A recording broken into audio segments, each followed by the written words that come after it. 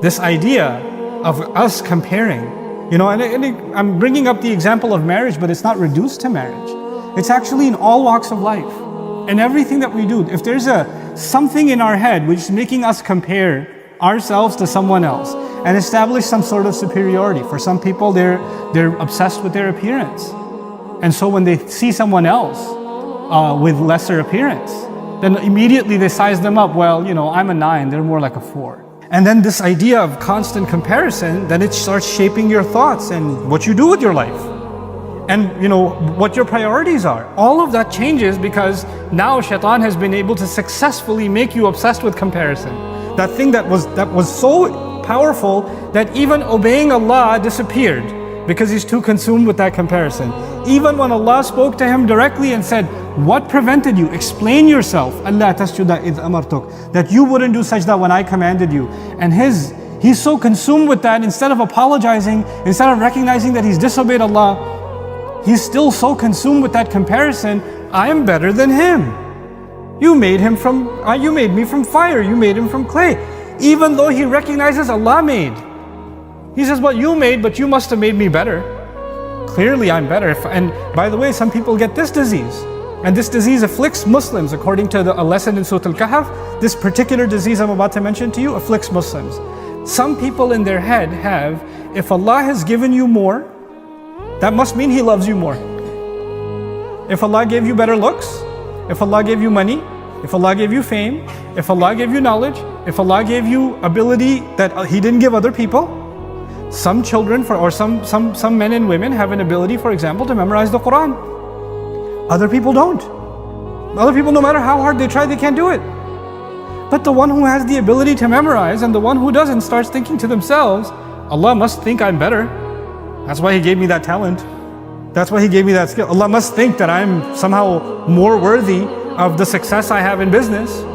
He must think I'm more worthy because He made me look this way. My siblings don't look this way. So He must think I'm more worthy. So now you start assuming that Allah Himself declared that you're better. That you are somehow superior because of what you've been given in this life. And people who have that in their head, just remind yourselves what happened to the gardener in Surah Al-Kahf. Allah takes it all away just to remind you, you're not special. You're just being given a gift. And as a matter of fact, these things that we think make us better than others, for example, I'll give you 2 examples, strength and beauty, for example. Strength and beauty are something that can be God-given. You may not have any control over it. And yet, these 2 things that we consider a blessing, you find in the stories of Yusuf alayhi salam and Musa alayhi salam, those 2 things are the things that got them in trouble.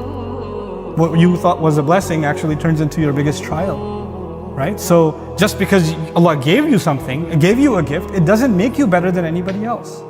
But then there's even a further step. And that further step is, you and I are actually supposed to compare each other. There is a level of, in our deen, وَفِي ذَلِكَ فَلْيَتَنَافَسِ الْمُتَنَافِسُونَ. People are supposed to compete with each other. It is supposed to happen. And competition is actually a natural thing. As a matter of fact, you wouldn't succeed in your business if you didn't compete. It just wouldn't happen. If your pizza place is not better than the other guy, you're not going to get customers. So you have to compete with others. If you're not the best at whatever job you're applying for, you're not going to get the job. You have to compete with others. So on the one hand, there's a kind of comparison that's condemned, that's being like the devil. And then on the other hand, Allah naturally made comparison a part of life. So what kind of comparison and what kind of competition is okay and what kind of competition is not okay? When you and I compete based on effort, and that's the key thing, when you and I compete based on effort, not to establish I'm more superior, I'm better, or I'm whatever, but actually just for yourself, to do your very best, you're competing. And your ultimate comparison and your ultimate competition is actually against your own self, not with anybody else. You don't even concern yourself with anybody else. Those of you that own businesses, if you want to have a Quran mindset in your business, other people that don't have a Quran mindset, they say, what's our competitor doing? What are they selling? What are they working on? When's their sale happening? Let's do our sale one day before their sale. You're always thinking about your competitor and what they're doing, and then you make your decisions. But if you have the right product, if you know that you're doing your very best, and you know you're the best at something, you don't look at the competition. You just do what you do. You're just consumed within yourself. And this is actually what Allah Azza wa Jalla describes in Surah An-Nisa. وَلَا تَتَمَنَّوْا مَا فَضَّلَ اللَّهُ بِهِ بَعْضَكُمْ عَلَى بَعْضٍ. Don't wish for what Allah has given as a preference to some over others. Some people have an advantage. Their business might be in a better location. They might have a better financial advantage. They might have some other things. That's fine. You focus on what you need to focus on. You know the crazy thing about this unhealthy comparison? This unhealthy comparison can make its way not just in business, not just in family life or marital relations and things like that. It can even make its way into religious matters. You can have in one city a couple of masajid, and one masjid had a program, and they're like, oh, we have to do a bigger program. They had a fundraiser. They raised how much? Oh, we gotta raise more than them. We gotta beat them. How are they expanding before we're expanding?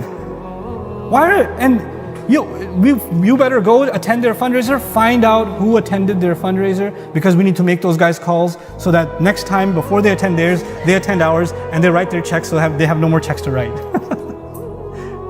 This is happening even when you're serving supposedly Allah's deen. When a masjid is being built, when some Islamic work is being done, and you're doing your work and they're doing their work, is that competition? Back in the day, I remember when I was in college, I used to be part of the MSA. And even MSA, Muslim Students Association, you're supposed to do some Islamic activities, do some da'wah event, something. And they're like, hey, what's that college doing? Oh my God, their event was way bigger than ours. We gotta crush them next time. This idea of ana khayrun minhu, competition for good causes, is actually healthy. Not to beat someone else, but to actually, when you see someone else do something good, it inspires you and you say, I want to do even better. I want to do better than I did before. Not better than them, better than what I did. That's the key. When you see someone else successful, you don't say, I'm going to beat that guy one day. You're going to say, he must have put a lot of work in to get where he got, or she must have put a lot of work in to get where she got. I'm going to put work in and see how far I can get. You compare yourself to yourself. You compare yourself to yourself from yesterday. That is actually the road to progress ahead, instead of consuming yourself with somebody else.